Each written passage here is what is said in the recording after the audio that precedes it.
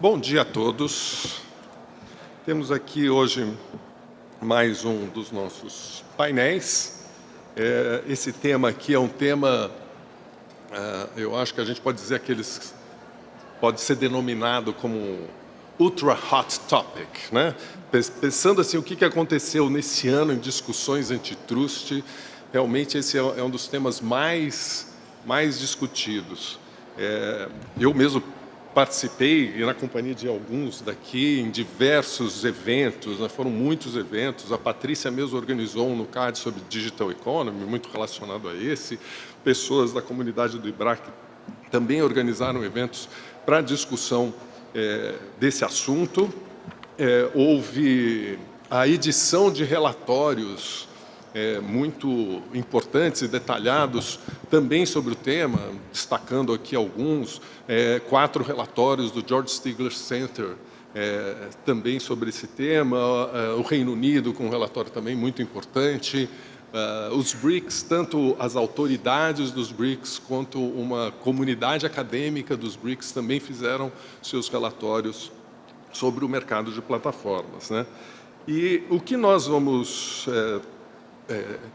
tocar aqui nessa nossa sessão é, de certo modo, complementar a 2 outras sessões que nós tivemos ontem. Afinal de contas, esse tema acho que tem tão pujante que nas propostas que nós recebemos, né, para o IBRAC, tinham vários que abordavam esse tema. Ontem houve um mais específico sobre Killer Acquisitions, né, uma parte de aquisição de startups. Tivemos um também sobre algoritmos de colusão. E nesse aqui, nós vamos trazer uma perspectiva mais ampliada no mercado de plataformas, quais são as implicações, de um modo bastante amplo, sobre a atuação da Autoridade de Defesa de Concorrência, né? Seja os princípios para análise e também o próprio desenho institucional. Eu faço primeiro o devido agradecimento aqui a Silvia Fagá, é um agradecimento e uma congratulação, porque ela que foi a grande mentora dessa mesa. Eu aqui represento a mera condução dos trabalhos, mas foi ela que realmente fez todos os convites, concebeu a sessão. Ela estendo os agradecimentos a toda a equipe que trabalha com a Silvia. Aproveito também para passar fazer uma pequena propaganda de uma sessão que teremos hoje, salvo engano, às 5h15, ou às 5 da tarde, que é um relatório de uma pesquisa que foi feita sobre representatividade de gênero nessa comunidade, né? Comunidade de advogados no antitrust, e é uma pesquisa que a Silvia participou, então faço questão de fazer já essa pequena propaganda aqui. Muito bem, esse é um tema, como eu tinha dito, muito caliente, e nós temos aqui para discutir um time, acho, muito apropriado para isso.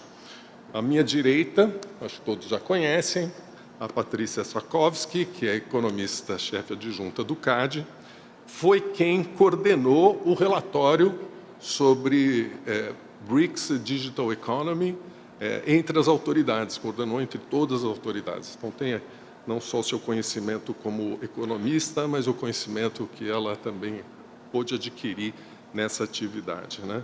O Bruno Drago, que é sócio do Demarest, ou seja, um advogado que atua muito fortemente aqui no Brasil.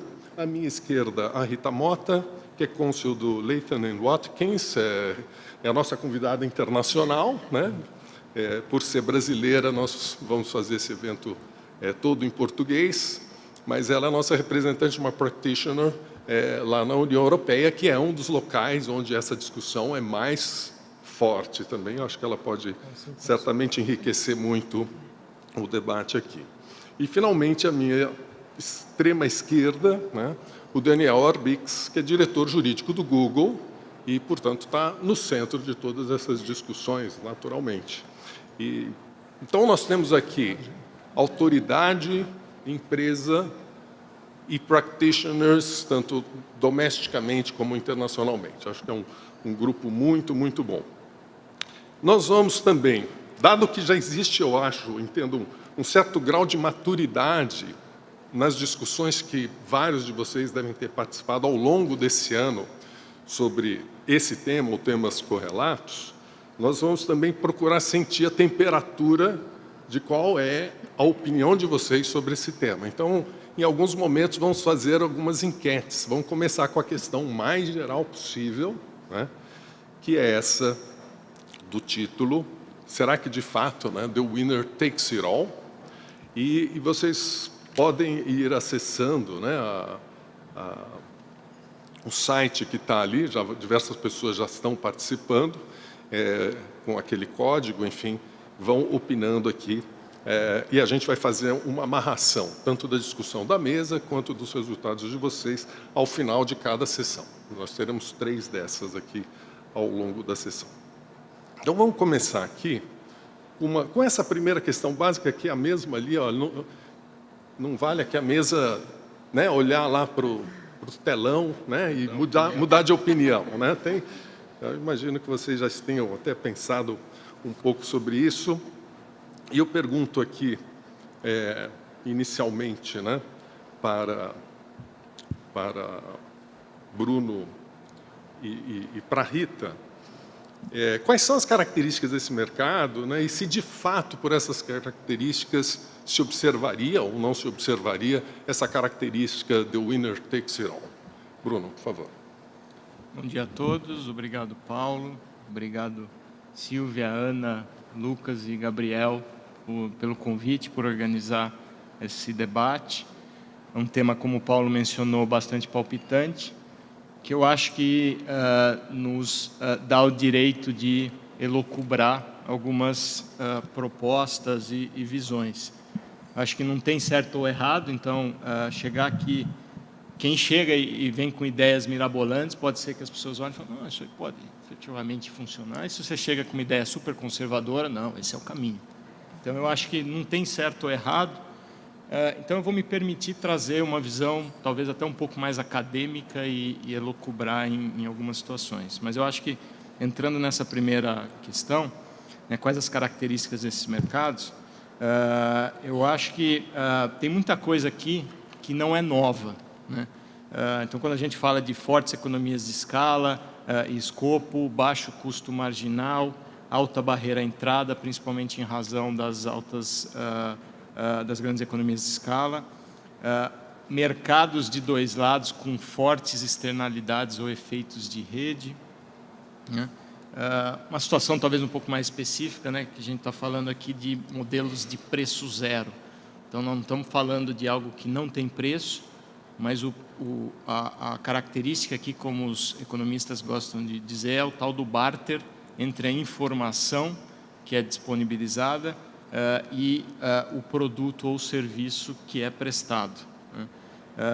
Estamos falando de mercados em que a gente tem grandes volumes de dados, né, o tal do Big Data, transacionado muitas vezes com novas tecnologias, blockchain, né?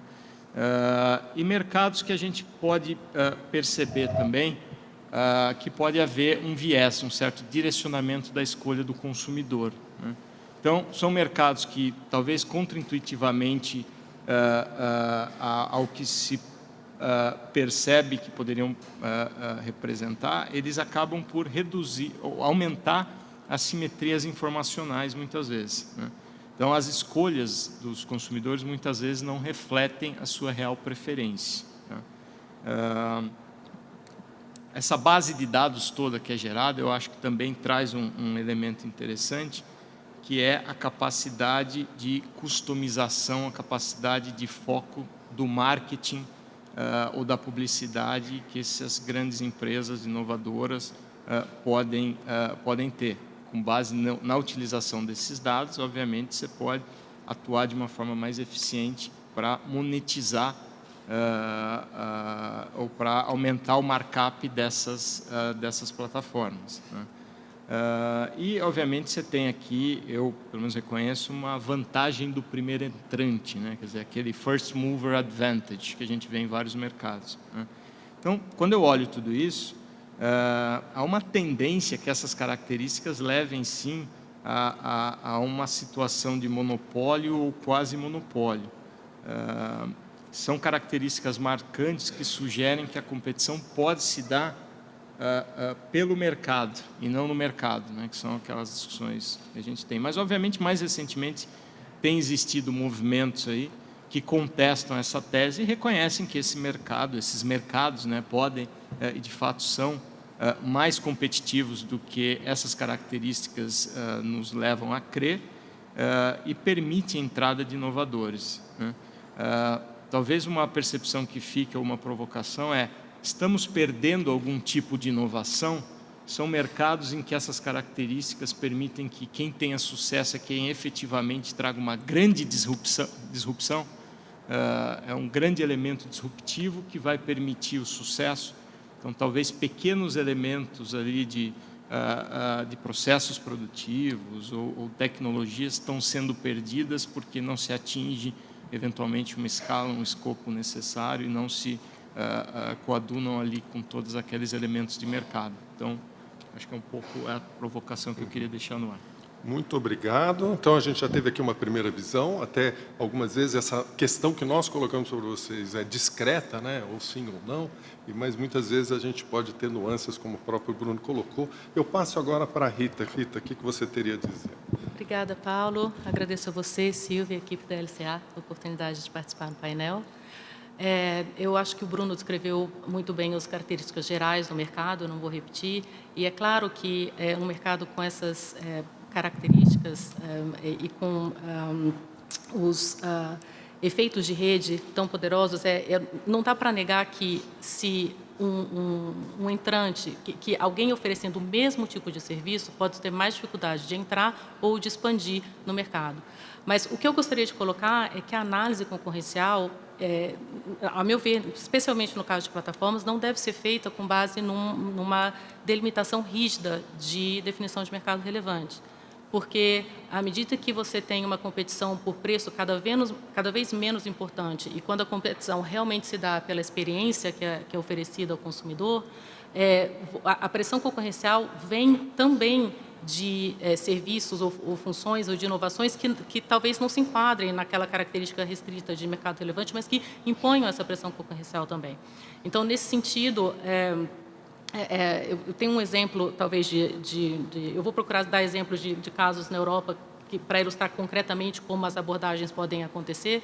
A autoridade no Reino Unido aprovou uma fusão entre duas plataformas de takeaway food, Just Eat e Hungry House, se não me engano. E aprovou que era uma combinação que tinha uma participação de mercado relevante, mas a análise concorrencial que aprovou a operação considerou que a pressão concorrencial vinha, na realidade, de empresas como Uber Eats, Deliveroo, empresas novas que, além da possibilidade do serviço online de takeaway, organizavam também a entrega dos alimentos para os restaurantes. As outras, as plataformas iniciais, os restaurantes que se juntavam a elas, eles tinham que organizar eles mesmos a entrega. E aí esses serviços que possibilitaram, que foram além, que portanto não eram tão idênticos a Just Eat como o Hungry House, mas tinham ofereceu algo a mais. A conclusão é que a pressão concorrencial desses serviços era mais importante do que das próprias partes que se estavam fusionando. Então, eu acho que a conclusão é menos simples se considerar essa pressão concorrencial de outros tipos de serviço. E essa resposta, ela já leva, acho, uma questão adicional que eu vou passar para o Daniel e para a Patrícia, né?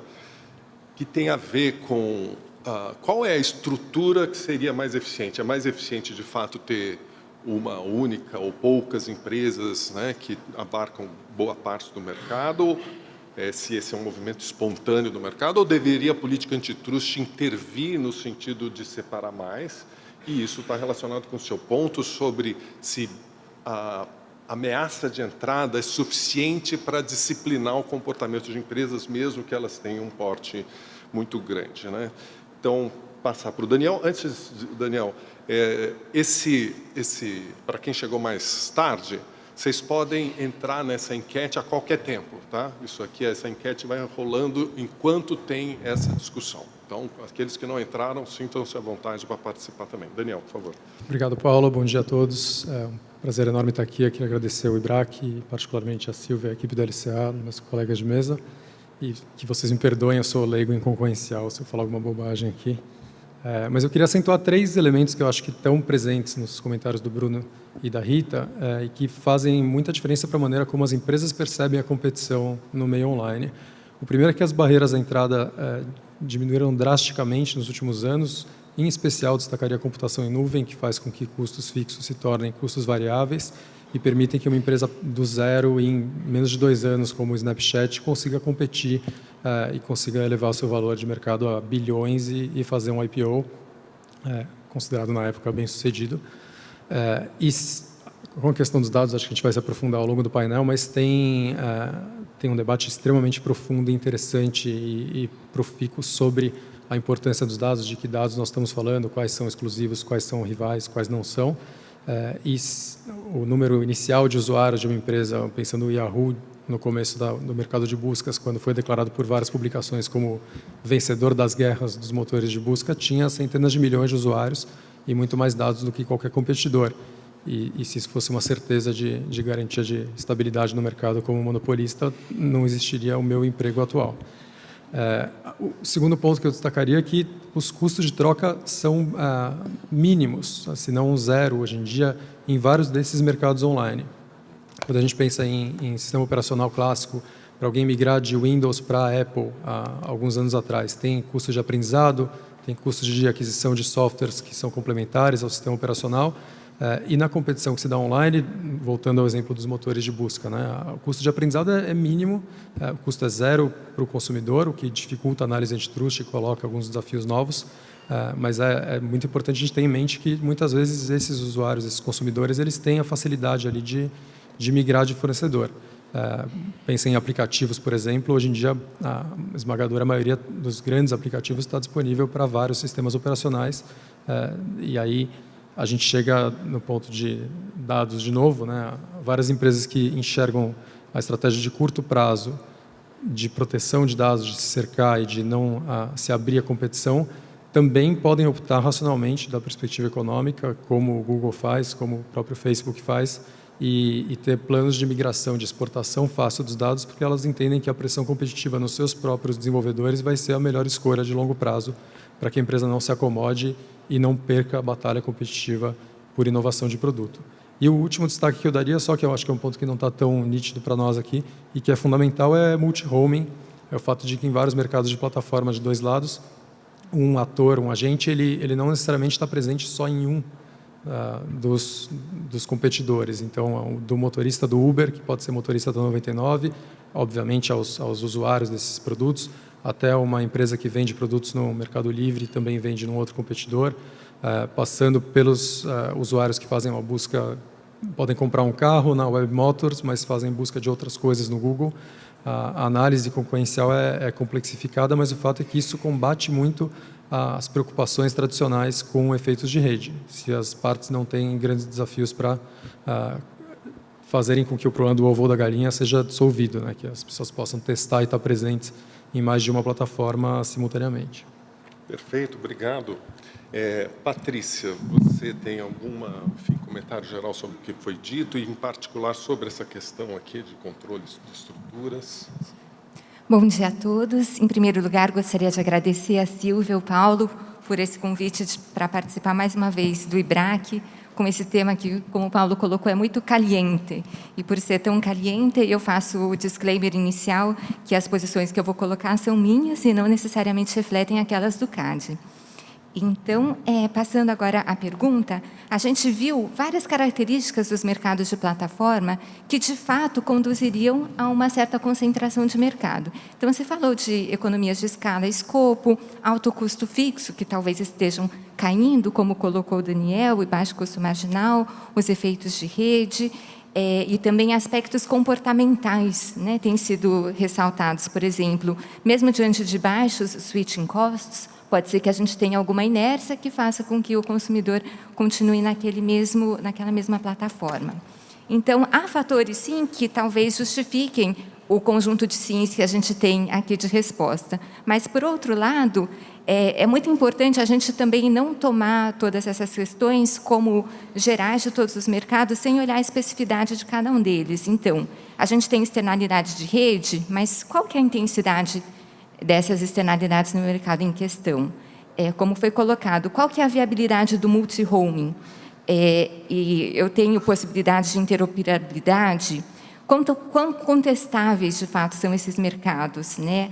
Talvez a pressão concorrencial possa vir de produtos e serviços um pouco diferentes.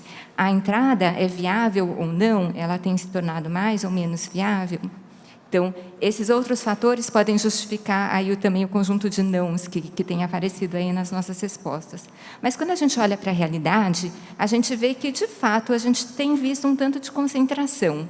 O relatório do Reino Unido, o Furman Report, destaca a persistência de poder de mercado de alguns incumbentes digitais, por exemplo, em mercados online como busca, redes sociais, que tem se concentrado cada vez mais, e muitas vezes em 2 grandes agentes.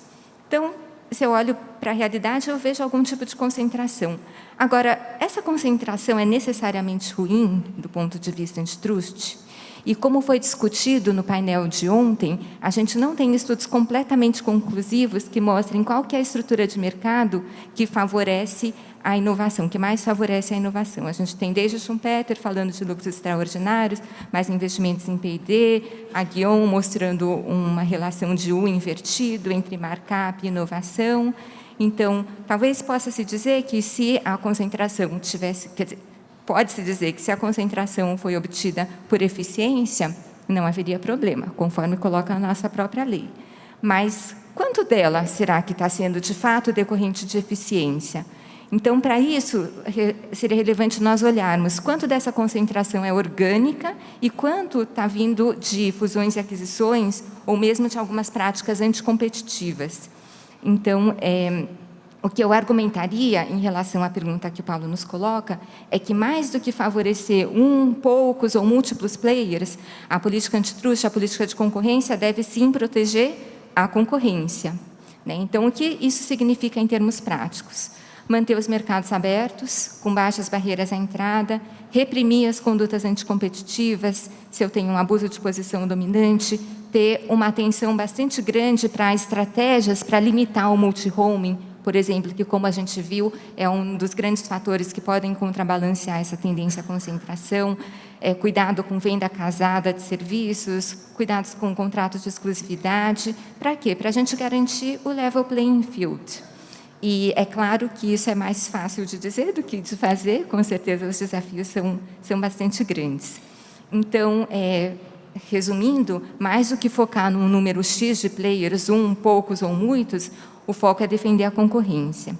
E, para acabar essa minha primeira fala, eu também só relembro aqui a nossa falácia do fim da história, que eu mencionei algumas vezes. A gente vê uma alta concentração e a gente vê o mundo como se tudo já tivesse acontecido, mas talvez não, né? A gente tem blockchain, por exemplo, a gente tem efeitos de rede que geram concentrações muito altas, mas também podem funcionar para o lado contrário. Então, sempre essa atenção na concorrência e com cuidado de que a gente já viu movimentos também com alta concentração e que também foram revertidos. Obrigado. E olha, acho que essas duas intervenções, né, tanto do Daniel quanto da Patrícia, mostram que, embora nós tenhamos os elementos que justificam essa sessão, tem algo de muito particular em plataformas. Então, vamos tratar isso como um grupo, né? Mas tem uma heterogeneidade muito grande em plataformas também, né? Plataformas multi-homing, que não tem multi-homing, então, portanto, qualquer conclusão acaba sendo condicional a essa heterogeneidade, essas características. Isso é uma leitura que eu faço aqui das duas intervenções. Agora, a gente vai para um novo bloco. Eu vou comentar de novo aqui sobre a nossa enquete. Vocês viram, quando vocês entram, já fica aberta, nesse momento vai entrar aqui uma segunda questão. Então, quem já entrou, já vai estar aberta uma segunda questão para vocês. Essa segunda questão é relacionada a um dos temas que assim, também emergiu como muito importante nesse debate, né? que é sobre os princípios para uma análise antitrust, né? Se deveria ser bem-estar do consumidor, né? Ou se outros elementos devem ser considerados, né? Como a África do Sul considera, por exemplo, o emprego, né? Se deveria ser considerado como, nas discussões sobre plataformas tem aparecido, exatamente por lidarem muito com comunicação e informação, são aspectos relacionados à privacidade de dados ou democracia, coisas desse tipo. Então, fica essa enquete aí para vocês, e eu vou repassar aqui, né, para, inicialmente aqui, Daniel e Bruno, vamos começar aqui pelo Daniel, se, no caso de plataformas, essas características que são comuns às plataformas, vocês veem elementos para alteração do paradigma que sempre se assentou, o antitrust? Paulo, acho que eu começaria com uma nota de cautela para o olhar atento às nuances e às diferenças entre as plataformas. Acho que isso vai ser fundamental. Os pontos que a Patrícia colocou são um ótimo guia nesse sentido. E vou fazer uma breve reclamação. Acho que não tem a opção de não querer mais objetivos ali em cima. Então, não sei se tem alguém que votaria comigo aqui, mas... Pode não votar, é verdade. Né? Então, o número ali pode ficar inferior ao total de participantes, e a gente vai entender a diferença. Então, talvez eu esteja com a maioria. De acordo. Mas o que eu diria é que o paradigma do bem-estar do consumidor como norte, estrela, guia para o antitrust, parece ser suficiente para lidar com as questões das plataformas, em especial quando os problemas mais acentuados que a gente identificou aqui, que não tem a ver com clareza com relação a como analisar ou definir mercados, que é uma coisa que a gente vai discutir em breve, mas eles também estão presentes em outros mercados, em mercados offline tradicionais. Então, a gente colocou aqui mercados de dois lados, em que os consumidores percebem o produto como gratuito. O cartão de crédito é um exemplo clássico disso, e tem casos importantes em que as autoridades antitrust se debruçaram com a caixa de ferramentas tradicional e foram capazes de encontrar remédios apropriados para condutas anticompetitivas e encerrar essa análise de uma maneira, muitas vezes, considerada satisfatória. O que eu diria, principalmente na posição de alguém que está dentro da empresa e tem que, como advogado interno, dar orientações claras, é que uma análise que parte de princípios econômicos bem definidos e confia em dados para efetivamente tomar decisões, ela é muito mais simples e muito mais benéfica para a empresa da perspectiva de segurança jurídica. E nada impede, evidentemente, que as autoridades antitrust sejam mais agressivas no enforcement das leis ou façam um escrutínio mais pesado em alguns setores que sejam preocupantes. A preocupação com objetivos outros é que, primeiro, eles são conflitivos, são difíceis de conciliar, e, em segundo lugar, não tem uma medida ótima idealizada para isso. Então, a gente não tem naqueles itens ali, mas supondo que um objetivo antitrust fosse diminuir barreiras à entrada, quão baixas elas têm que ser? Eu tenho que forçar algum competidor a diminuir a qualidade dos produtos deles para que outros competidores que não conseguiram ter inovação de produto suficiente tenham uma chance no mercado? Essa chance, essa justiça de uma chance que está sendo perseguida? Então, a incerteza ela pode diminuir muito a capacidade das empresas de terem um rumo claro e alinhado com os interesses principais da política pública, mas elas também podem diminuir investimento, diminuir inovação. Eu acho que essa preocupação é central e, ao fim e ao cabo, se há restrições à concorrência ou se um produto bem-sucedido está liderando um determinado mercado, é difícil separar o joio do trigo, mas a gente tem que se esforçar. E a gente espera, como empresa, que as autoridades de antitrust tenham esse foco para fazer isso com ferramentas novas também que a tecnologia permite, né? Hoje em dia, por exemplo, ouvir os consumidores diretamente é uma coisa muito mais simples e mais barata. E acho que pode ser bem produtiva nessas análises e talvez também para definir mercados relevantes, mas não quero me antecipar demais. Ok, obrigado. Bruno, o que você teria aí para acrescentar? Eu gostaria de pegar o gancho na questão do bem-estar do consumidor versus estruturalismo, para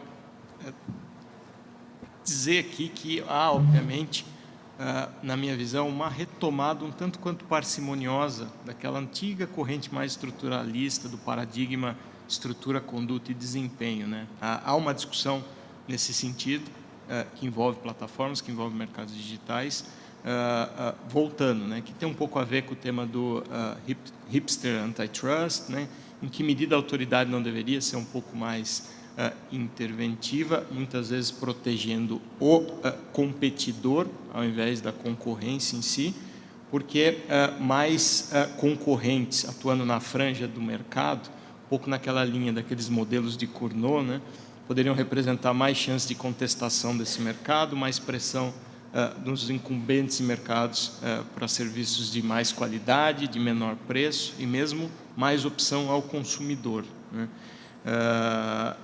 Obviamente, isso tem que ser olhado com muita cautela, mas é uma discussão que está aí. E uma das discussões que a gente tem, que eu acho que é essencial aqui, né, e já fazendo ponto, né, eu sou um pouco refratário a trazer novos elementos para essas discussões todas, né? Eu acho que o teste do bem-estar do consumidor ele funciona e, de certa forma, ele já incorpora um critério de equidade ou distribuição, né? Quando a gente fala do bem-estar do consumidor, em comparação, por exemplo, ao teste do bem-estar total, né? Que não exige que haja distribuição efetiva para o consumidor de outro lado. Então, eu acho que ele já abarca por si alguns desses elementos. Mas eu acho que a dificuldade que se tem aqui é como medir esse bem-estar do consumidor em mercados de preço zero, né? Então, quer dizer, a questão de preços menores é, de alguma forma, relativizada pela característica do mercado. Então, acho que a gente tem que olhar muito mais para a questão da qualidade, né? A qualidade e a opção que é dada ao consumidor ao invés de preço. E aí, qual que é essa exata medida, né? A contrapartida da qualidade e da opção que é dada ao consumidor versus o valor que a sua informação tem para aquela determinada plataforma. Isso eu acho que é muito difícil de se medir, né? Mas o fato é que, quando a gente fala em qualidade, nós estamos falando, na minha visão, em velocidade, nós estamos falando em acuracidade, nós estamos falando em valor e quantidade de propaganda, nós estamos falando em nível de proteção de dados e nós estamos falando de uma isenção na apresentação de dados, né? Então, acho que tem algumas considerações que precisam ser feitas, né? Quer dizer, talvez um pouco mais de economia comportamental nisso, porque, como eu mencionei, as preferências do consumidor não necessariamente representam o sucesso, né, daquelas empresas. Há um certo viés na apresentação dessas informações. Então, eu acho que, olhando sobre o viés do bem-estar do consumidor, acho que eu pararia por aqui agora. Perfeito. Antes de passar aqui para a Rita e para a Patrícia, uma questão adicional, vou voltar aqui à enquete de vocês, porque a gente vai aproveitar essa enquete justamente para orientar uma questão para elas, né? Então, nessa enquete, primeiro, como é que a gente lê essa enquete? Vocês podem assinalar mais de uma resposta, né? Então, a mesma pessoa pode assinalar os 4. E aqui está ausente uma alternativa, como bem notado pelo Daniel, que é a alternativa nenhuma delas, né? Então, tem pessoas que podem ter tido a oportunidade e não colocaram nenhuma delas. Para remediar essa ausência, eu vou fazer um método ainda mais participativo que esse, né?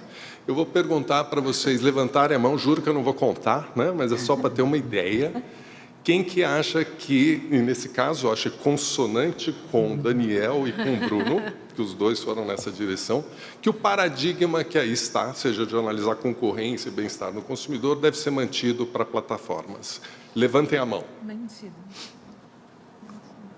Está mais ou menos... eu também. Olha, tá mais ou menos meio a meio. É interessante isso, né? Eu acho que foi uma das questões, os temas que dividem, talvez sejam temas e que a gente continua conseguindo debater, né? O problema é dividir e não debater, né? Mas aqueles que dividem, a gente continua podendo debater, são, acho que, os mais ricos. E da metade que acha que tem que fazer alguma mudança de paradigma, o que salta aos olhos ali é privacidade e proteção de dados, né? Então, eu vou passar justamente esse tema que foi assim, o preferido do grupo, da comunidade BRAC aqui, passar para vocês comentários sobre isso. Patrícia, quer começar? Então, muito bem, né? O welfare, o bem-estar do consumidor é suficiente. Então, o consumer welfare, muitas vezes, ele é mais facilmente conceitualizado em termos de preços e quantidade, mas o próprio relatório da Comissão Europeia coloca que, apesar disso acontecer, geralmente são considerados também pelas autoridades da concorrência aspectos como qualidade, o range de produtos, o nível de serviço disponível para consumidores e a própria inovação. Ou seja, se ater ao bem-estar do consumidor não significa que a gente não vai considerar aspectos não preço como inovação ou qualidade. E quando a gente pensa em qualidade em mercados digitais, a privacidade, a proteção de dados, como ficou elucidado aqui por todas as respostas, é um ponto bastante grande, né? Então, as questões de privacidade e proteção devem estar no escopo do antitrust.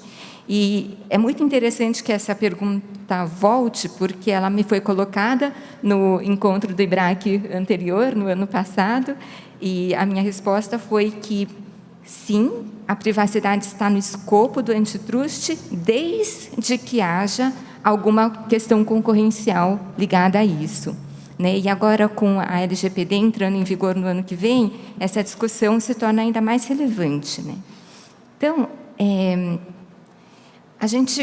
eu pensei num exemplo aqui completamente fictício, né, de uma plataforma de transporte, por exemplo, que resolve entrar no mercado de busca de empregos, porque ela tinha uma base de motoristas, só que essa base de motoristas, na verdade, pode ser vista como uma base de trabalhadores possivelmente temporários.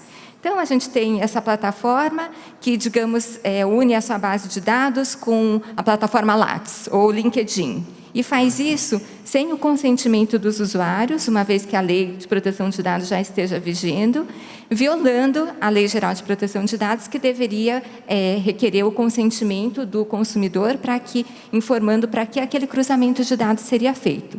Então, nesse caso, a gente teria uma infração à Lei de Proteção de Dados.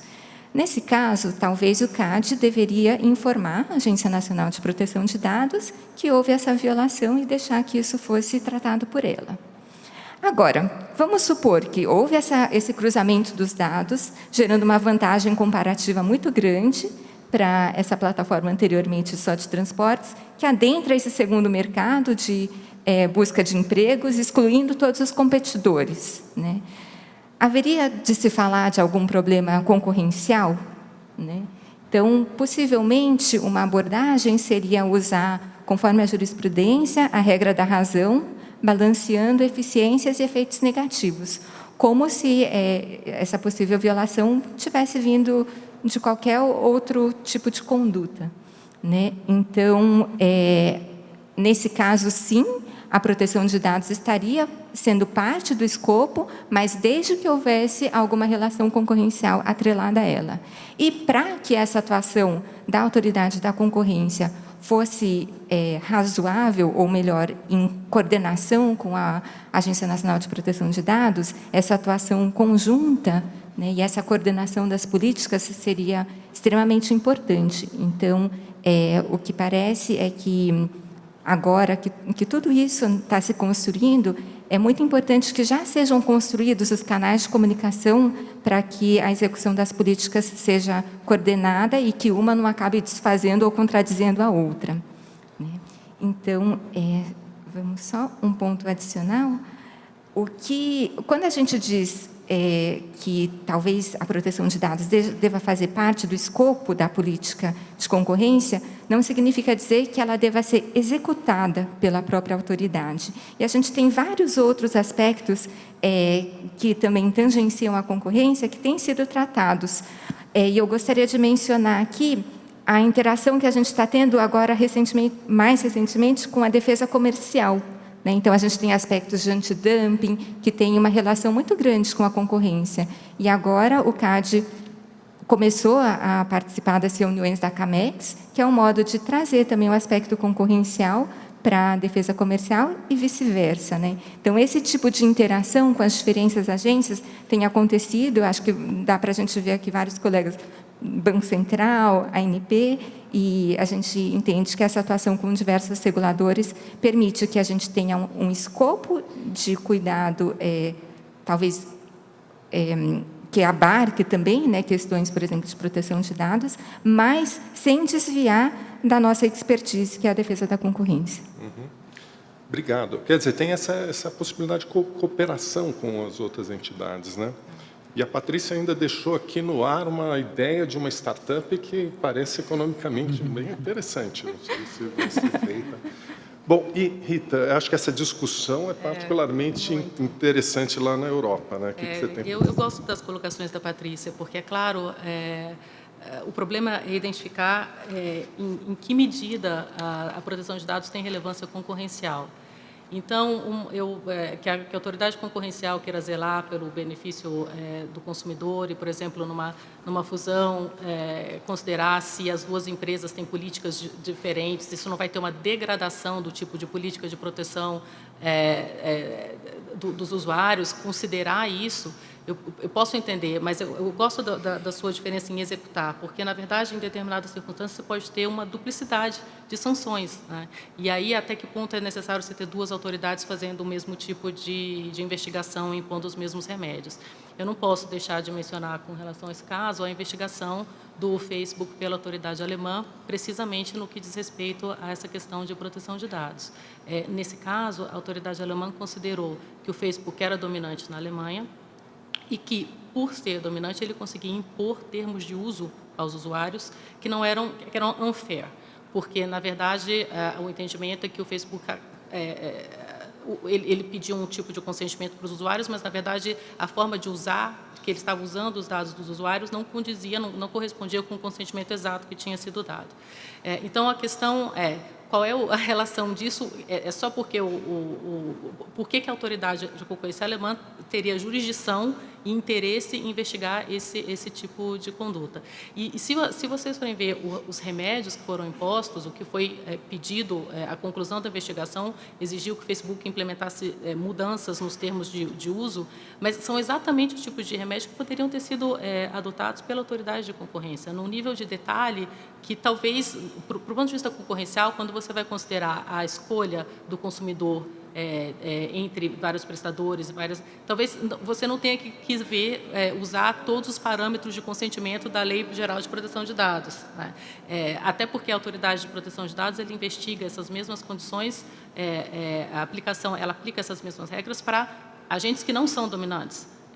Então, eu acho que a economia digital tem vários tipos de regulamento que se aplicam a ela, o regulamento concorrencial, de privacidade de dados, propriedade intelectual, regras comerciais, e a gente tem que encontrar uma forma de coexistir, de identificar problemas, mas a forma de executar mesmo as políticas, eu acho que eu não vejo o interesse na sobreposição de sanções que duas autoridades possam fazer o mesmo tipo de enforcement, digamos.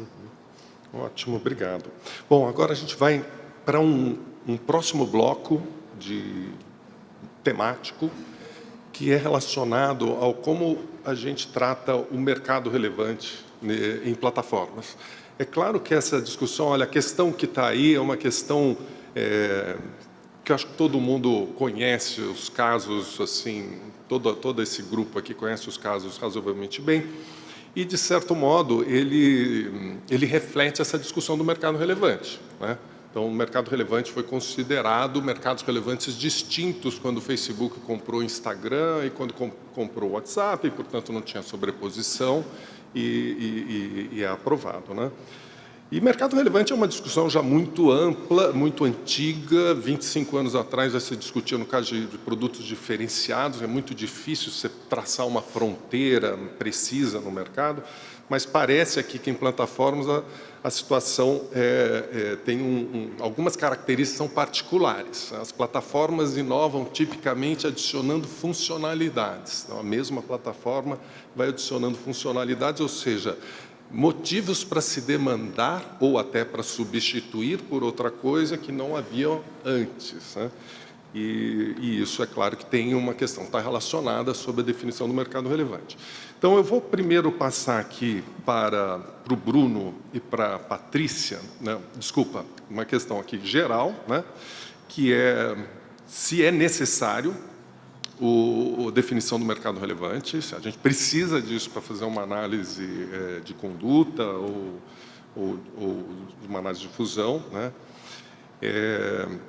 Se não for necessária, como é que a gente vai medir exatamente essa concentração de mercado? Passo aqui para o Bruno e para a Patrícia. E, eventualmente, se é necessário, como é que eu lido com essas características de inovações, de funcionalidades que vão modificando o que é o produto? Quer começar, Bruno? Bom, de novo, reforçando, tem muita discussão aqui que são discussões antigas, não tem muita coisa nova, tá? Eu acho que o que tem de novo, se a gente pode olhar alguma coisa, além de algumas características que eu já mencionei, é a velocidade em que as coisas acontecem, a potencialidade de efeitos que podem gerar em razão da escala e é o alcance global dessas discussões, né? E até quando a gente olha questões de remédios ou qualquer outra coisa relacionada, a gente tem que olhar também o alcance global dos efeitos que as plataformas podem ter. Isso para dizer que eu lembro há pelo menos 10 anos de ter lido um paper do David Evans sobre mercados de dois lados, em que ele discutia que não havia mais a necessidade de você ter a definição estanque de mercado relevante. Isso não funcionava mais em mercados de dois lados.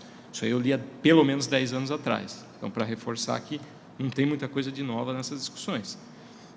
Eu acho que quando a gente olha definições de mercado relevante, a gente tem um grande problema aqui, né? O teste do monopolista hipotético, que é baseado no SNP test, na minha visão de advogado e não de economista, espero não estar falando uma grande besteira aqui do lado de economistas de peso sobre o olhar da minha professora de economia que está ali no cantinho, me parece que não é possível, né? Nós não temos preço, nós estamos falando de mercados de preço zero. Então, como é que você aplica um SNP test? Então, acho que tem outras considerações que precisam ser feitas, como as características daquele produto e pelo menos a intenção de uso daquele produto por parte dos consumidores, né? A demanda que o consumidor tem com relação e a expectativa que ele tem com relação àquele produto. Quando a gente e aí para medir concentração, né? Se a gente já tem esse problema na partida que é a definição do mercado relevante, né? Como é que a gente olha a questão de poder de mercado? Porque o market share é um indicativo, também é o ponto de partida para você olhar a concentração. Então, tem algumas considerações que eu tenho ouvido falar, né? Como é que se mede o poder de mercado, né? Uma vez definida uma barreira, uma fronteira de mercado relevante que faça sentido caso a caso. Você olha para o número de transações executadas, você olha para o número de mensagens enviadas, para a quantidade de interação, para a quantidade de likes. Tem uma série que eu esqueci o nome agora, mas que é muito em cima dos likes que as pessoas dão e que mudam definitivamente a vida delas e a percepção que a sociedade tem sobre elas. É um exagero, obviamente, mas é um pouco do que acontece, né? É uma forma de a gente medir poder de mercado, número de download de aplicativo, número de usuários ativos. E aí eu acho que duas perguntas, uma pergunta que fica é base de dados, né? Base de dados é um indicativo de poder de mercado. Dado é o novo petróleo da era digital, que é o que a gente tem ouvido falar bastante aí, né? Se a resposta for sim, você tem remédios que vão mais na linha de compartilhamento desses dados, de interoperabilidade, mais numa linha de discussão de essential facility, né? Qual que é o dever de acesso que uma plataforma deve dar à base de dados?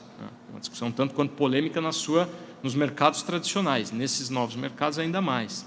Você tem uma coisa que é o poder de gargalo, que o Daniel falou um pouquinho, né? Hoje você tem muito mais o multi-homing, espaço para o multi-homing, né? Mas na medida em que você tenha estruturas que privilegiam o single homing, né, você tem efetivamente um poder de controle dessa informação dentro da plataforma, né, de toda a cadeia de transação. Então, acho que, de novo, é difícil dar respostas, eu provoco e deixo a parte difícil com a Patrícia.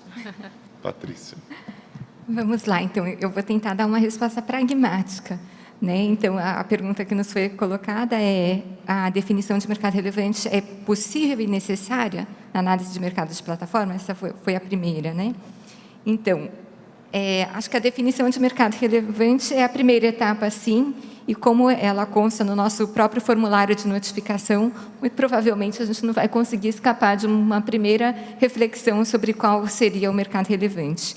Então, isso seria o primeiro passo da análise, claro, e o próprio formulário também pede com que seja colocada a estrutura da oferta, faturamento e volume. E aí, como Bruno colocou aqui, quais são as variáveis mais adequadas? Tem o valor transacionado, o número de transações, e se a plataforma não tem transações, é o número de usuários únicos, tempo online, tempo de atenção, faturamento com publicidade, quantidade de likes, download de aplicativos, né? E como que a gente tem estatísticas desse tipo que sejam confiáveis? Muitas vezes elas estão muito na mão apenas, né, das requerentes, digamos, e é um dado não muito possível de ser aferido, né? Ou balizado com alguns outros tipos de informação.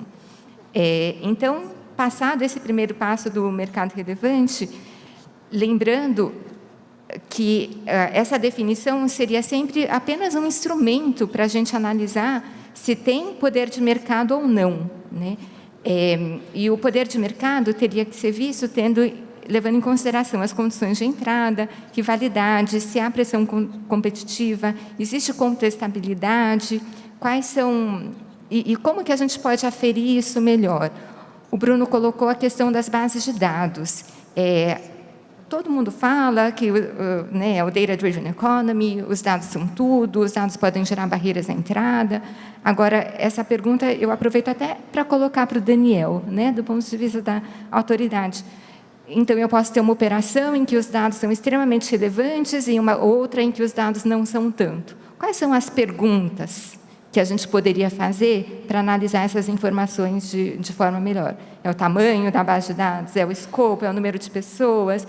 O que poderiam ser informações concretas que pudessem vir até, eventualmente, um dia a fazer parte de um formulário de notificação que nos permita ter dados mais concretos para analisar essas questões, né, além da teoria. Na discussão de definição de mercado relevante, outro aspecto que se coloca é que eficiências eu devo considerar, né? Então, no relatório da OCDE, que fala de mercados de múltiplos lados, eles colocam que, em muitas jurisdições, a definição de um mercado inteiro de múltiplos lados ou de 2 mercados interrelacionados afetaria a possibilidade de considerar o efeito líquido, né, de eficiências contra efeitos anticompetitivos ou não. Então, essas também são ponderações relevantes na análise de mercado relevante. E, passado por tudo isso, lembrar que na economia digital, a grande dificuldade é o dinamismo. Então, hoje a gente pode ter essa definição de mercado relevante, mas essas fronteiras são extremamente blurry e turvas, mutáveis. E o locus da competição se move muito do produto, do serviço, para o ecossistema, né? Agora, a gente consegue analisar o ecossistema de forma com segurança e tal. Talvez o nosso ferramental ainda precise de algum tipo de adaptação. Como que a gente passa, então, do que a gente tem hoje para esse outro momento em que a gente consegue considerar isso de forma mais ampla? E na linha do que o Bruno falou, de vamos jogar ideias, vamos pensar junto, né? Algo que a gente já tem feito é a utilização de cenários. Então, eu tenho uma certa indefinição em relação a qual seria o mercado relevante mais adequado. Se eu trabalho com diferentes cenários, mais restritos, menos restritos, isso afeta muito significativamente a análise. E se eu estou dizendo que talvez o locus da competição passe do produto para o ecossistema, não poderia ser interessante cenários também em análises multiníveis, em que eu olho para o produto, mas eu também tento entender o que é esse produto dentro daquele ecossistema. E a gente aí vai para análise de conglomerados. Acho que cada vez mais vamos pensar em economias de escopo, poder de portfólio, e eu acho que esse talvez seja um bom caminho para o qual a gente possa começar a caminhar.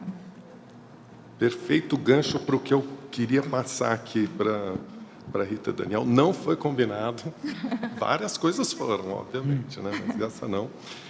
E antes de passar, vou fazer um comentário rápido aqui. Olha, notem que a aquisição do Instagram tá em baixa aqui, né? Assim, são 26 pessoas, né? Então, não, assim, pelo voto popular não passaria, né? E do Facebook, olha, foi agora que virou o jogo, né? Virou o jogo, porque, deixa eu ver, 24 mais 19, não, dá 43. Olha, está passando assim, batendo na trave e está entrando pelo voto popular a aquisição do WhatsApp, perdão. Facebook comprando o WhatsApp. Interpretação disso, né? Tá, a discussão ali tem uma discussão de mercado relevante. Vejam que isso foi feito há um tempo atrás, na época, claro, das aquisições, mas mais recentemente, no caso do Facebook na Alemanha, que é um caso de conduta, teve análise de mercado relevante e a definição foi exatamente a mesma, ou seja, mercados separados. E eu interpretaria assim que vocês estão considerando Instagram e Facebook substitutos suficientemente próximos para que a aquisição signifique uma perda de dinâmica competitiva. Vocês, eu digo, esse conjunto difuso, né, que é essa comunidade aqui. Enquanto do WhatsApp, vocês veem já algumas diferenças. Isso muito ligado ao que a Patrícia falou, que muitas vezes é difícil, a fronteira não é tão bem definida e que talvez seja interessante saber analisar um ecossistema ou a competição de ecossistemas. E essa é a pergunta que eu passo aqui para a Rita e para o Daniel. E se tiverem outros elementos para falar sobre a parte de mercado de dois lados e mercado relevante, por favor, acrescentem, né? Então, essa competição ela deve ser vista mais isoladamente, como normalmente nós analisamos, ou deve já abrir um espaço para essa competição de ecossistemas? Vou voltar ao ponto que eu falei antes, que na minha opinião, você tem que considerar de uma forma mais ampla, que a pressão competitiva ela vem não só dentro do que é formalmente definido como mercado relevante.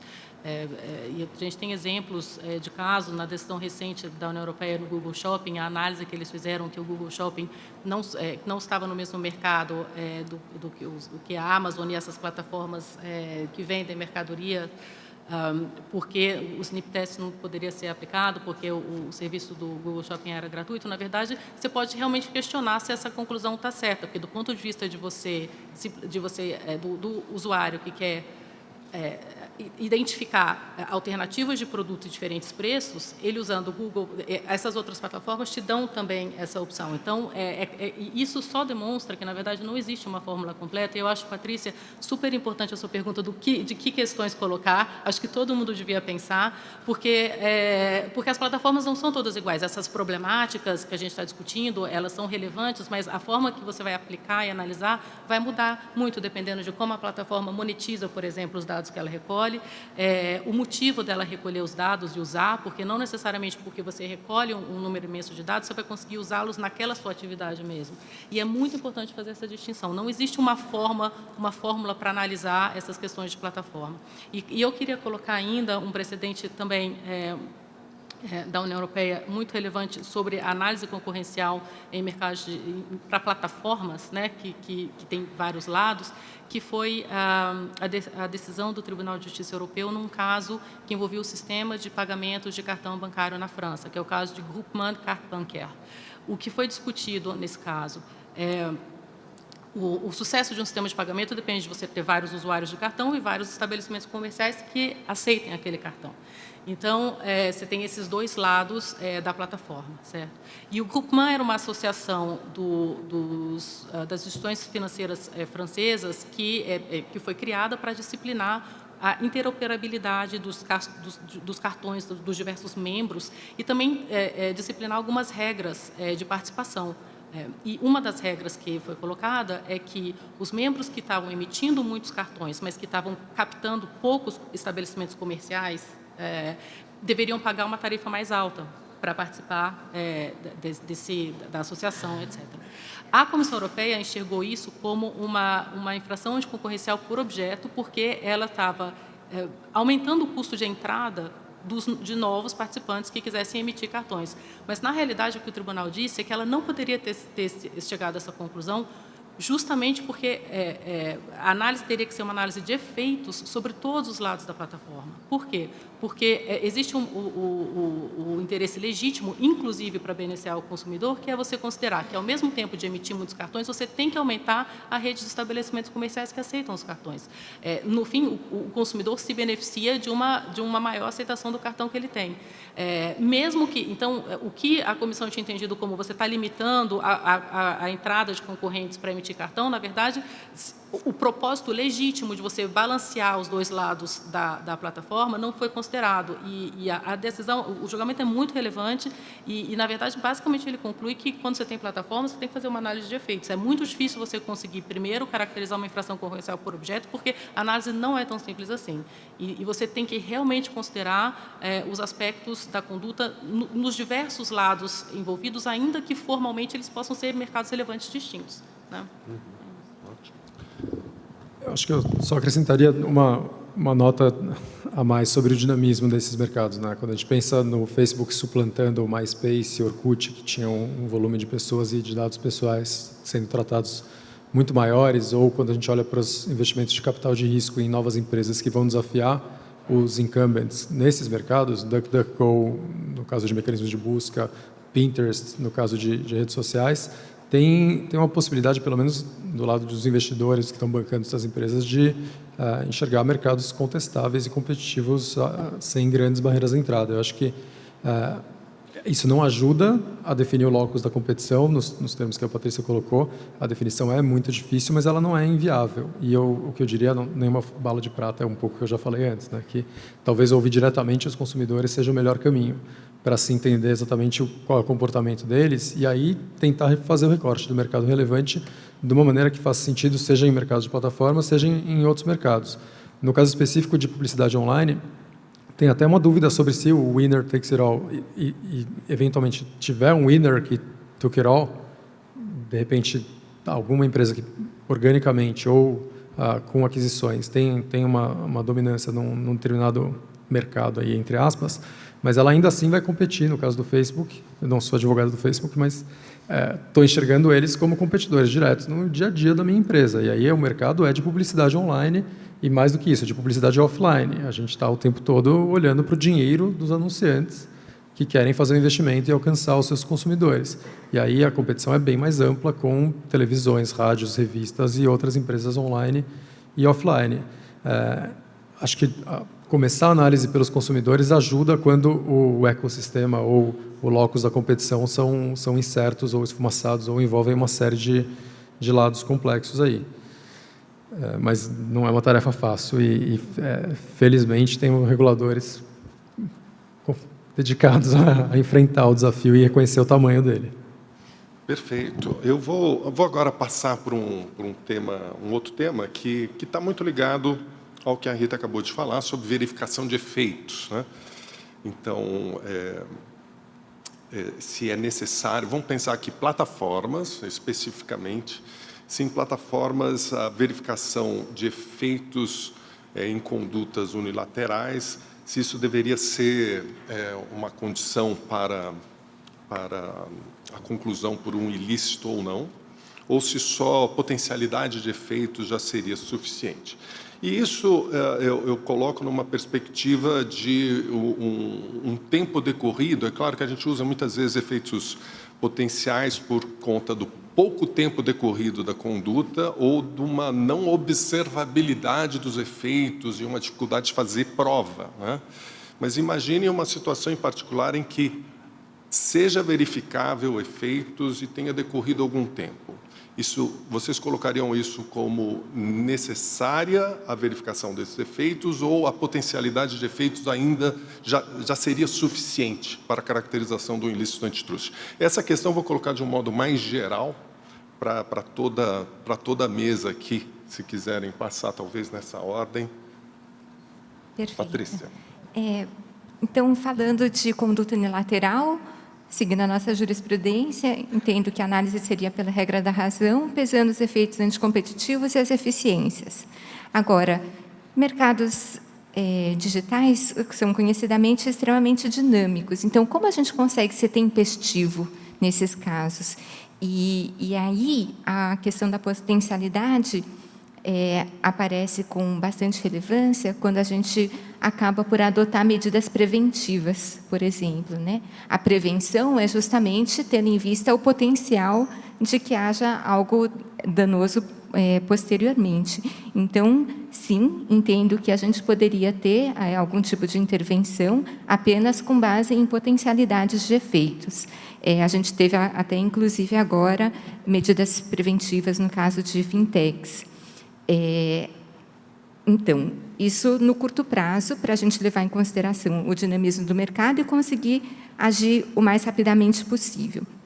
Agora, se já passaram 5 anos da conduta e eu talvez tivesse a potencialidade, mas não encontrei efeitos concretos. Nesse caso, o nosso entendimento seria que não faria muito sentido a gente caracterizar o ilícito como caracterizar a conduta como ilícita se não houve a existência de efeitos concretos decorridos esses 5 anos. É claro que o ilícito pela potencialidade tem que ser decorrente de uma análise muito criteriosa, cuidadosa e bem fundamentada. E para tentar garantir que isso ocorra, o CAD tem buscado procedimentalizar muitos das suas ações, então está agora sob elaboração o guia de análise de conduta unilateral para evitar qualquer tipo de discricionariedade e que medidas preventivas ou ações ligadas a efeitos potenciais sejam, de fato, bastante sólidas. Obrigado. Bruno. Bom, eu acho que a questão da velocidade, da globalização e da potencialidade, obviamente, requerem atuações bastante rápidas e eficazes. Acho que a dúvida é como fazer isso. Quando a gente olha os testes dos abusos de posição dominante que a gente tem, as condutas unilaterais no Brasil, eu acho que eles se aplicam às discussões que nós estamos tendo aqui. Na sua maior parte das vezes, nós estamos falando de práticas exclusionárias, né? A questão que eu vejo é que nós ainda não temos muito claro qual a linha de tratamento que o Brasil quer dar com relação à conduta unilateral. Eu acho que teve grandes evoluções nos últimos 2 anos, muitos casos foram abertos e está se discutindo aí para que lado a gente vai, né? Uma provocação que foi feita ontem nós devemos olhar a estrutura do nosso mercado, a realidade do nosso mercado. Acho que o Paulo fez essa pergunta, e a autoridade deve considerar isso. Eu acho que nós estamos num país em desenvolvimento com alta concentração setorial, carente de serviço de infraestrutura, de base e muitas vezes de qualidade de serviço. Nesse cenário, para mim, os custos de falsos negativos me parecem ser maiores do que os custos de falsos positivos. Tá? Por quê? Porque isso gera uma subaplicação do direito da concorrência em mercados concentrados. Então, acho que a gente tem que olhar por esse viés também. Eu acho que o nosso artigo 36 é bastante claro em falar sobre a potencialidade de efeitos. Esse é o padrão de prova, né, que implica aqui na demonstração da racionalidade da conduta e da potencialidade lesiva que isso pode gerar à concorrência. Corroboro com a ideia da Patrícia, de que, quer dizer, passaram 5 anos, não foram verificados efeitos nesse mercado, efeitos anticompetitivos, tudo leva a crer que isso aí não deveria ser, obviamente, punido. Eu acho que o que deve se medir aí também essa ausência de comprovação de dano, ela deve ser, de alguma forma, sopesada com eventuais fatos alheios à vontade daquele agente monopolista, né? Quer dizer, isso aí, por si, mediria a plausibilidade até da tese predatória que foi trazida. E eu acho que, de uma certa forma, o que eu gostaria de propor é uma sistematização, né, de como olhar isso, em linha com a responsabilidade, né? Fica uma pergunta: existe a responsabilidade especial de um agente dominante, de um agente superdominante? Se a resposta for sim, né, o que geraria essa responsabilidade especial? Geraria um dever de autoaplicação, né, de autoverificação da potencialidade lesiva dos efeitos das suas condutas no mercado. Tá? Quanto mais poder de mercado, mais dever eu tenho de olhar se a minha conduta vai ser lesiva nesse mercado, né? E aí a pergunta que fica é: se eu quebro o meu dever de diligência, que implica mais compliance antitrust dentro das empresas, poderia a autoridade reverter o ônus probatório, porque quem detém o monopólio da informação é aquele agente, né? E aí você inverte, inclusive, a questão do timing dessa discussão, porque, obviamente, o agente vai ter mais interesse em abrir as suas informações e demonstrar que não lesou a livre concorrência de alguma forma. Fica a provocação. Tá, obrigado. Bom, eu vou cometer a grosseria de pedir intervenções mais curtas, por um motivo de bem-estar maior, que é dar algum tempo para recolhermos algumas perguntas da plateia. Tá? Acho que estamos todos, estou alinhada com os dois, estamos todos, inclusive, concordando com as problemáticas e os pontos de vista da autoridade, então isso é positivo. Mas a questão de celeridade é uma questão também de autoquestionamento na Europa, atualmente.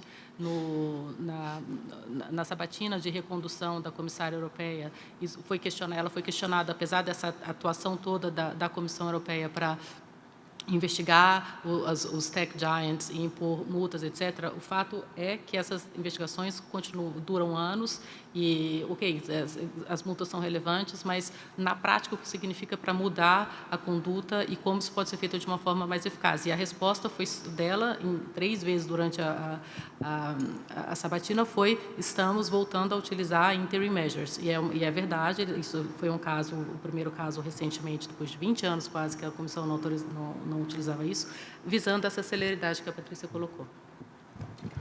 Acho que a gente está bem alinhado. Eu só diria que, se houver presunções que são refutáveis, seria fantástico para as empresas saberem de antemão quais são, para terem guias úteis para a conduta delas, em especial quando a gente observa em muitos casos que a própria definição do mercado relevante demora, é custosa, é difícil e ela não vai ser feita no momento imediato, se a empresa está sujeita a uma medida interina, ou um liminar, o que seja.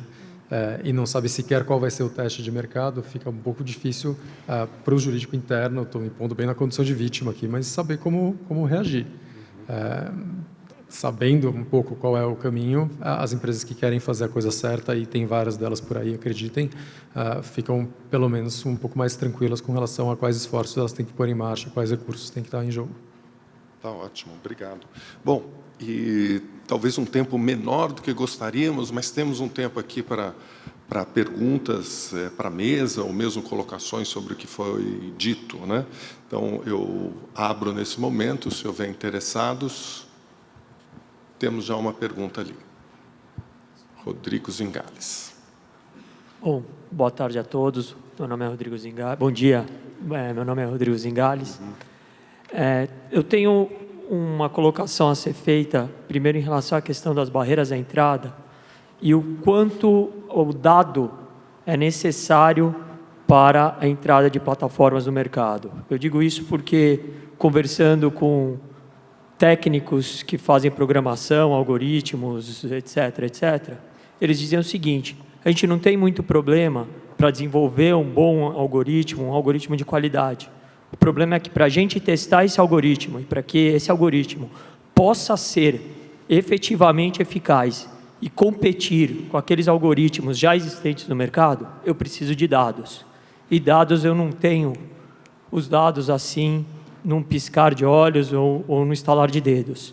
E aí eu queria entender como o CAD, as autoridades e os painelistas veem essa questão do dado como efetivamente uma grande barreira à entrada. O segundo ponto é em relação exatamente a esse potencialidade de efeitos. Eu não posso admitir ou concordar que uma autoridade que queira ser célere e eficaz ache que uma investigação de 5 anos ela é adequada para combater uma prática anticompetitiva. E aí eu queria entender como o CAD, no caso, e a comunidade europeia, estão trabalhando para resolver este problema. Porque a gente vê aí alguns casos no Brasil, especialmente, que duraram aí 6, 7 anos, a conduta teve presença de efeitos e demoraram 7 anos para que isso seja analisado e julgado. Então, eu queria entender um pouquinho esses 2 pontos. Obrigado. Perfeito. Esse segundo, talvez bem numa linha que eu acho que o Bruno tocou, né, da velocidade de resposta. Vou passar, mas antes eu vou ver se tem mais alguma intervenção para otimizar o tempo aqui da mesa. Paulo Casagrande, lá no fundo. Ao contrário da Beth ontem, que estava sem óculos, eu botei o meu aqui, né?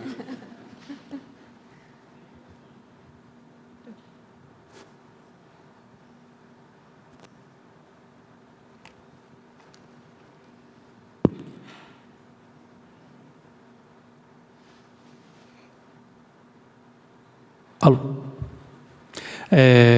Obrigado pelo painel, foi realmente muito instrutivo. Minha pergunta é sobre a questão de interoperabilidade, que é um aspecto bastante destacado, especialmente no material da Comissão Europeia, no estudo recente da Comissão Europeia, como uma medida que pode vir a ser incentivada ou mesmo adotada pelas autoridades para diminuir barreiras à entrada e aumentar a contestabilidade de plataformas de grande relevância, ao invés de outras propostas cogitadas, como quebrar empresas, separar empresas e assim por diante. Como é que os painelistas veem, nas suas respectivas expertises, a possível e a maneira de adoção de remédios ou de medidas de interoperabilidade no âmbito do direito da concorrência, não em sede regulatória, para lidar com problemas de concorrenciais? Obrigado. Perfeito. Agora um tema aí voltado a remédios. Última chance, quem tiver mais uma questão, por favor.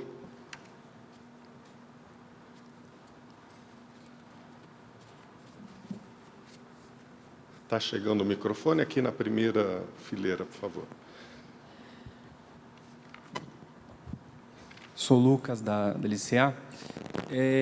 No debate antitruste, principalmente em mercado de plataforma, essa percepção da insuficiência da abordagem tradicional para avaliar esse tipo de mercado é recorrente ver o Stigler Center, em caso da Europa, o uso de insights da economia comportamental e de limitar a racionalidade do consumidor para justificar, às vezes, condenações que os métodos tradicionais não captaram.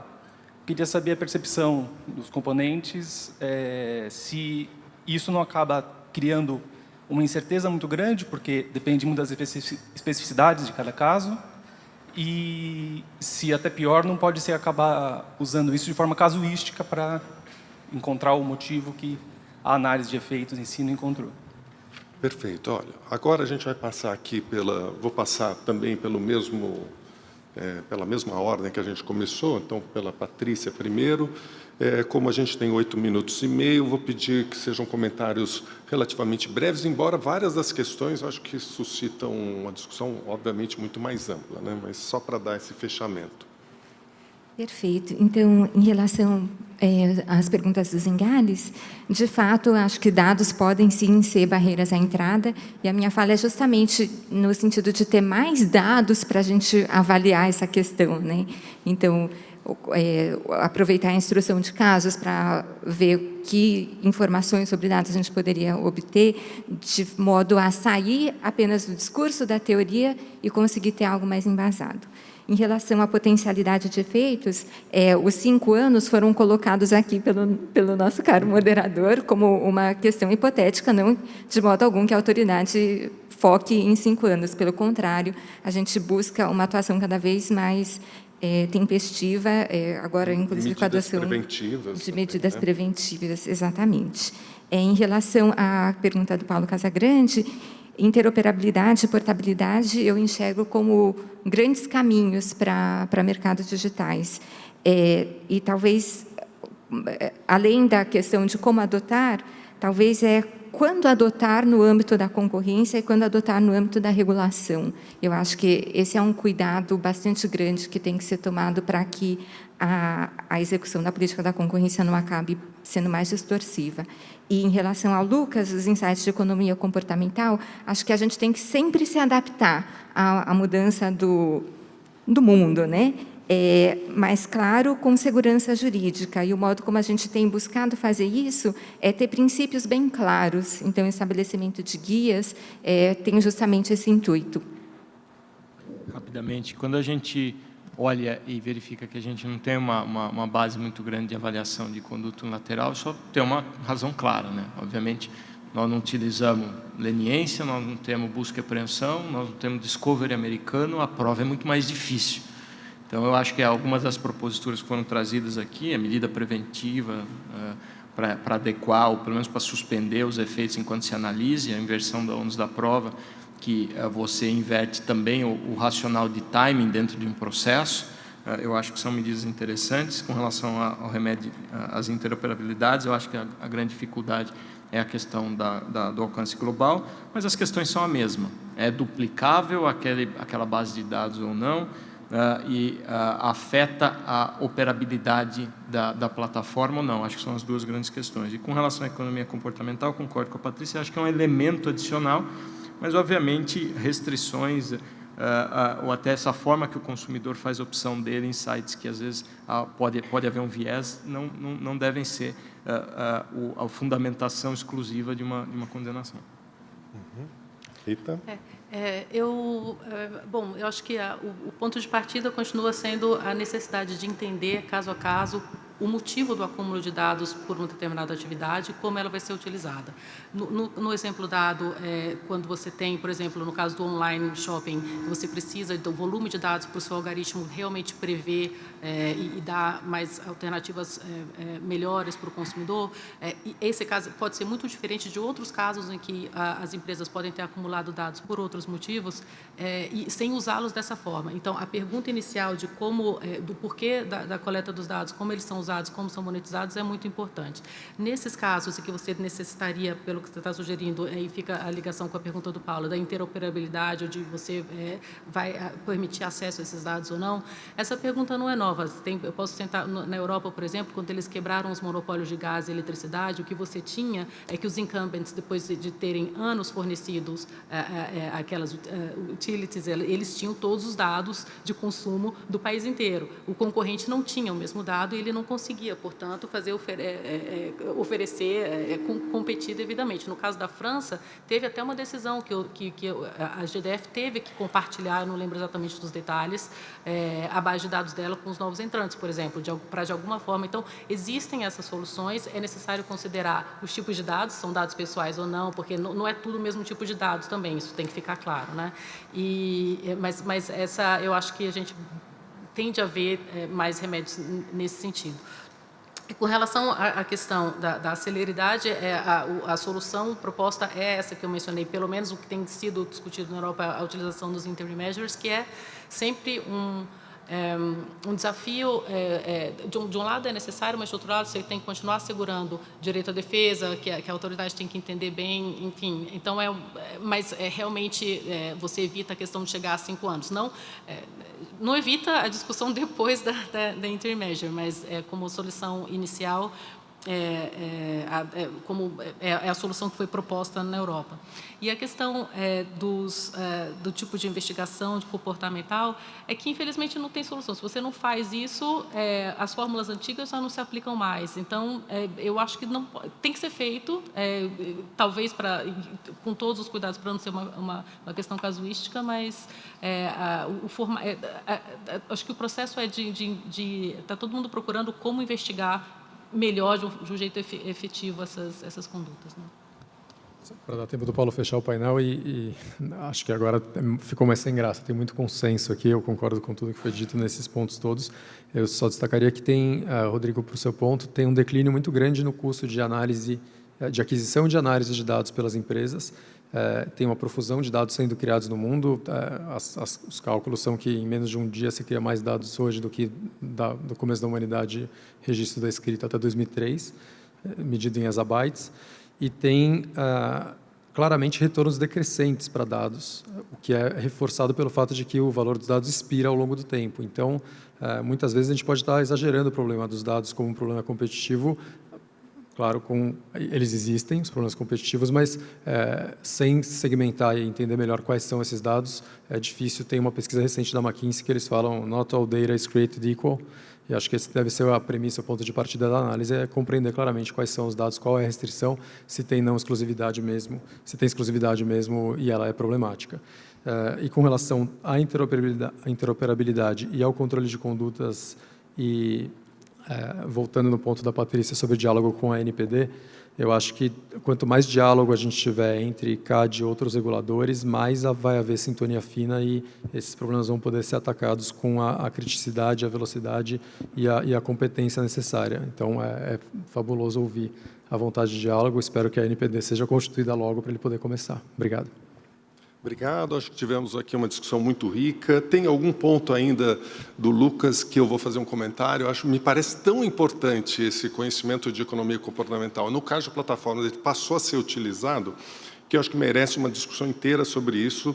Já antecipo que pretendo fazer uma proposta para o IBRAC, e quem quiser se juntar a mim, se junte a mim, vamos conversar aí. Bom, não sei se vai ser aceita, lógico, mas acho que merece uma discussão sobre como incorporar a economia comportamental em análise antitrust. Eu vou fazer novamente o agradecimento à Sílvia, né, que fez essa concepção e planejamento desse painel. E aproveito também para fazer a propaganda que eu fiz no começo sobre um evento que tem às 17h, que é uma pesquisa sobre distribuição e representatividade de gênero dentro da nossa comunidade IBRAC. Vocês podem ver que a mesa está bastante equilibrada. Eu diria que o único desequilíbrio sou eu mesmo, né, porque era para ser 2-2, mas, no caso, eu estou aqui um mero representante dessa ideia da Sílvia, então considerem a Sílvia aqui, e aí a representatividade é plena, né? E, com isso, eu peço um agradecimento aos nossos apresentadores.